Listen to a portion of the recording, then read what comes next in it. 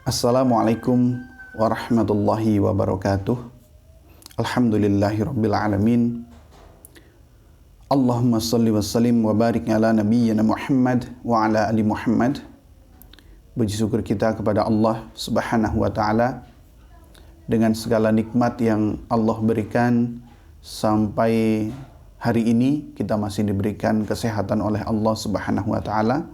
Maka itu adalah nikmat yang sangat besar, nikmat yang harus kita syukuri, dan banyak sekali nikmat-nikmat yang lainnya yang harus kita syukuri juga, supaya Allah terus menambahkan nikmat itu kepada kita. Salawat dan salam kepada Nabi Muhammad sallallahu alaihi wasallam, tauladan mulia, manusia terbaik, yang dengan kita bersolawat kepadanya, Allahumma salli ala Muhammad wa ala ali Muhammad, maka kita berharap kelak di akhirat beliau mengenali kita, kemudian memberikan kesempatan kepada kita untuk menyicipi, meminum air dari telaga Kautsar. Teman-teman yang saya cintai karena Allah, alhamdulillah di kesempatan kali ini kita akan kembali melanjutkan mempelajari ayat-ayat Al-Quran di juz 30. Dan kali ini kita masih belajar tentang tema sifat dengan subtema sifat buruk, celaka, yaitu Quran surat Asy-Syams ayat 12. Mari kita baca ayatnya terlebih dahulu. A'udzu billahi minasy syaithanir rajim. Idzim ba'atsa ashqaha. Artinya, ketika bangkit orang yang paling celaka di antara mereka. Jadi kisah ini ditujukan pada kisah yang sudah pernah kita bahas sebelumnya, yaitu kisah Nabi Soleh dan untanya, di mana yang dimaksudkan di ayat ini adalah orang yang paling celaka di antara mereka, yaitu salah satu dari kaum Tsamud yang telah membunuh onta yang seharusnya diperintahkan oleh Allah melalui Nabi Soleh untuk tidak membunuhnya, tetapi mereka membunuhnya. Jadi arti dari ayat ini, ketika bangkit orang yang paling celaka di antara mereka, yang dimaksudkan adalah kaum Nabi Soleh yang membunuh unta yang seharusnya tidak boleh dibunuh.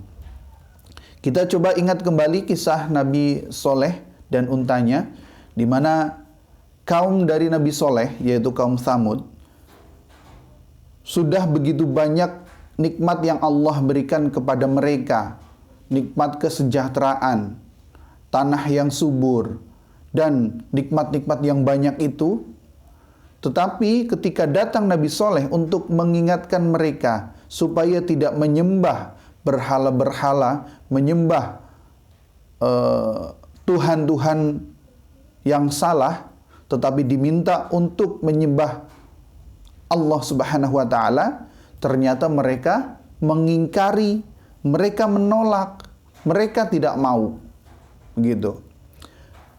Hanya sebagian kecil dari mereka yang mau menerima dakwah Nabi Soleh alaihi salam, dan itu pun dari golongan orang-orang bawah, kalangan bawah. Bagi orang-orang yang memiliki derajat, orang yang kaya, kemudian orang yang tinggi jabatannya, mereka enggan dan sombong. Mereka tidak mau menerima dakwah dari Nabi Soleh alaihi salam. Jadi teman-teman yang saya cintai karena Allah, akibat dari perbuatan mereka, kesombongan mereka, kemudian Allah turunkan azab kepada mereka. Azab berupa suara menggelegar dari atas langit, kemudian goncangan dari bumi, sehingga mereka tertunduk dengan lutut mereka. kemudian Allah hancurkan mereka, Allah ratakan mereka dengan tanah akibat perbuatan mereka sendiri. Jadi di situ kita bisa mengambil pelajaran bahwasanya bagi kita orang-orang yang termasuk kaum dari Nabi Muhammad SAW harus bisa mengambil pelajaran. Kita jangan sampai seperti mereka yang tidak mau menerima dakwah dari Nabi, yang akhirnya mereka diazab oleh Allah Subhanahu wa taala. Dan kita sebagai umat dari Nabi Muhammad SAW maka harus mengikuti apa yang sudah Nabi Muhammad sampaikan, Nabi Muhammad contohkan, maka kita ikuti. Supaya apa? Supaya kita mendapat rahmat dari Allah Subhanahu wa taala dan bukan mendapat azab. Begitu teman-teman. Kemudian ada beberapa orang yang dikatakan oleh Al-Qur'an termasuk orang-orang yang celaka. Jadi ada beberapa kelompok yang disebut celaka di dalam Al-Quran. Yang pertama adalah Yahudi. Jadi Yahudi, golongan Yahudi atau orang-orang Yahudi di Al-Quran disebutkan termasuk orang-orang yang celaka. Yang kedua, musyrik. Orang yang berbuat syirik. Berbuat syirik itu menyembah selain Allah. Musyrik, orang-orang yang berbuat syirik, adalah termasuk orang-orang yang celaka. Kemudian yang ketiga, kafir. Kafir termasuk orang-orang yang celaka karena mereka tidak memeluk Islam. Jadi orang yang selain beragama Islam maka termasuk kafir. Ini di dalam ayat ini ya, Quran surat Maryam ayat 37. Maka berselisihlah golongan-golongan yang ada di antara mereka, maka celakalah orang-orang kafir pada waktu menyaksikan hari yang agung. Kemudian yang keempat, pembohong. Orang yang berbohong maka termasuk di dalamnya orang-orang yang celaka. Yang kelima, pendusta agama.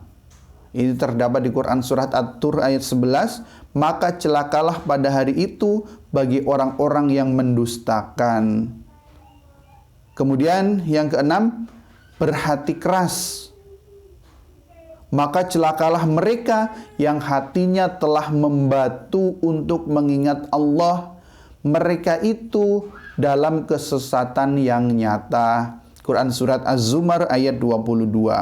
Hatinya keras, tidak mau menerima kebenaran. Ketika kebenaran datang kepada mereka, mereka menolak dan tidak mau. Maka termasuk orang-orang yang celaka menurut Al-Quran.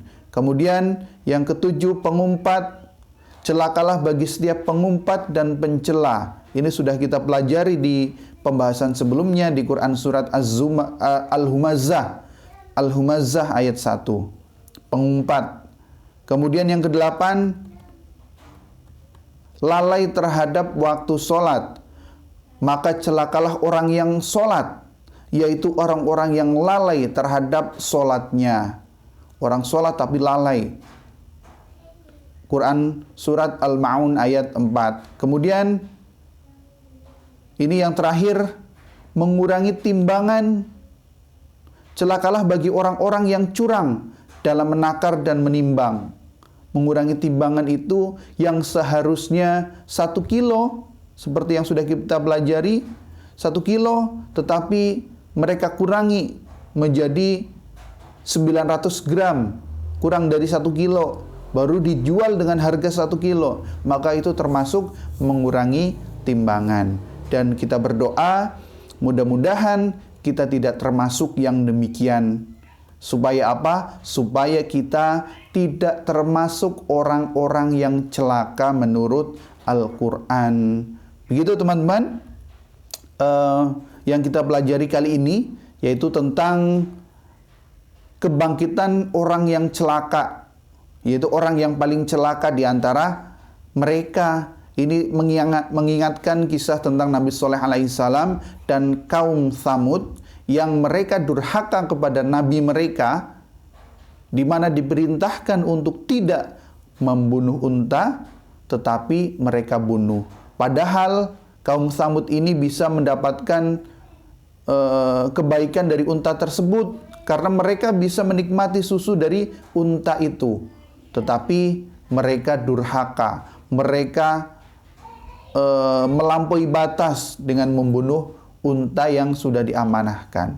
Baik teman-teman, alhamdulillah, mudah-mudahan apa yang kita pelajari bisa kita pahami dan Allah berikan kemudahan kepada kita untuk mengamalkan ilmu-ilmu yang sudah kita pelajari. Kita akhiri dengan membaca istighfar, hamdalah dan doa kafaratul majlis. Astaghfirullahaladzim, astaghfirullahaladzim, astaghfirullahaladzim. Alhamdulillahi rabbil alamin. Subhanakallahumma wa bihamdik, ashhadu an la ilaha illa anta, astaghfiruka wa atubu ilaik. Billahi taufiq wal hidayah. Wassalamualaikum warahmatullahi wabarakatuh.